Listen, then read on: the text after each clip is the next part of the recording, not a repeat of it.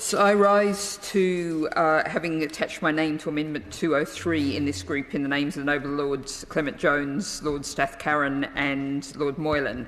I'm going to speak in general terms about the nature of this group, because I think this is a group that's most usefully addressed in terms of the fundamental issues that it arises.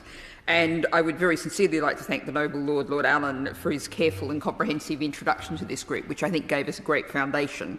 So I've actually crossed out large amounts of what I had written down, and I'm going to try not to repeat, but just to pick up some points and some angles and some issues that I think need to be made. And I think, as was alluded to by the Noble Lady Baroness Kidron, this debate, the range of these amendments, really shows that the bill is currently extremely deficient and unclear in this area, and it really does fall to your Lordship's house to try and get some clarity and get some cut through to see where we could possibly end up and change where we are now. And I think I'll start with a reference to a briefing that I'm sure many Noble Lords have received from a wide range of organisations, from Liberty to Big Brother Watch to Open Rights Organisation to Article 19 to the Electronic Frontier Foundation, Reset and Fair Vote. Quite a range of organisations, but very much, you might say, in the human rights space, and particularly in the digital human rights space. And at the introduction of that briefing says a sentence that I think comes to the heart of why many of us have received so many emails about this element of the bill. The briefing says, "None of us want to feel as though someone is looking over our shoulder when we are communicating." And I think that really is...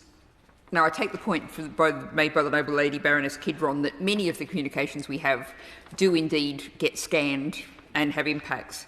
But the end-to-end encryptions, as the Noble Lord Allen said, are the ones that prevent that. And I think there is an increasing public awareness and understanding of that, and a desire to get away from the big tech companies that the public has been utilising and clearly wishes to continue to utilise.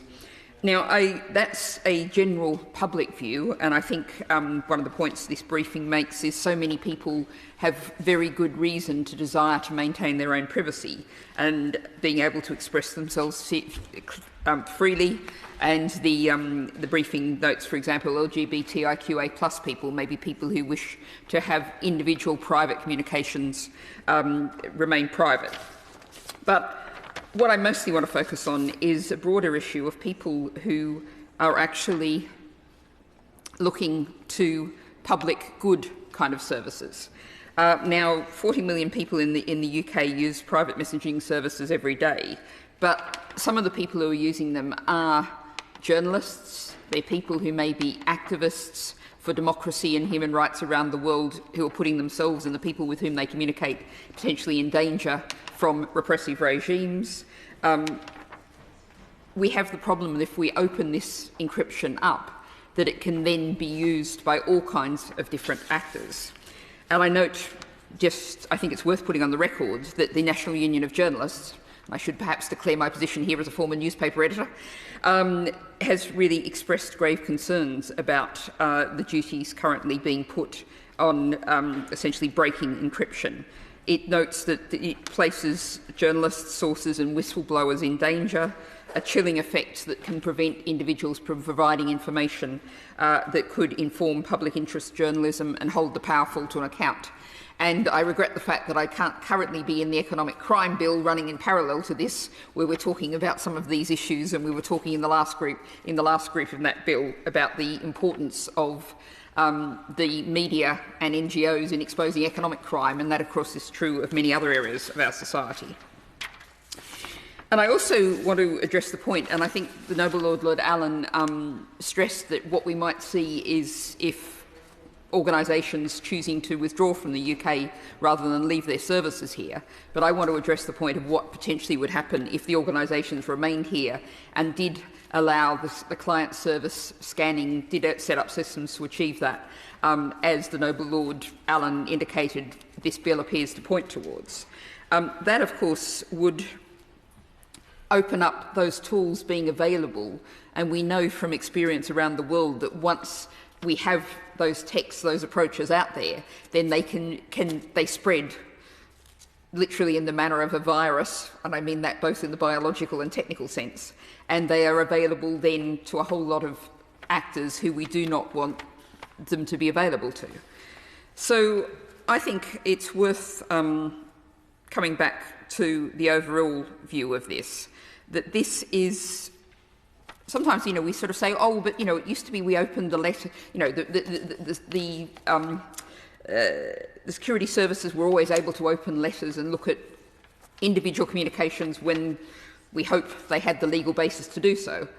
But here we're talking about everything, everybody, all of the time, which is an entirely different world situation to that individual targeted legal basis. So this really is a... advantage of you having raised that to say that perhaps I wasn't clear enough in my speech, that whilst I absolutely agree with you, not everything, everybody, all the time, that targeted, for specifically in my concern around child sexual abuse and abuse of women and so on, we have to find new world order ways of creating targeted approaches so it doesn't have to be everything, everybody, all the time. I gave the Noble Lady the opportunity for that, although I would question and I would say I have a reasonable level of technical knowledge. I did hand code my first website in 1999, so I go back some way. I would question the capacity, given the structures we're dealing with, whether it is possible to create the tools and say they will only be used in this way. If you break the door open, anyone can walk through the door, I think is the situation that we're in.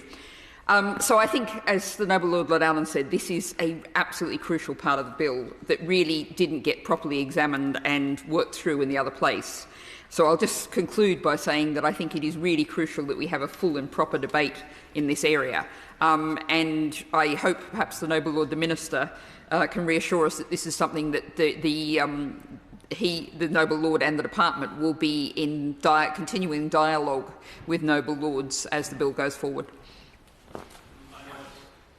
To speak to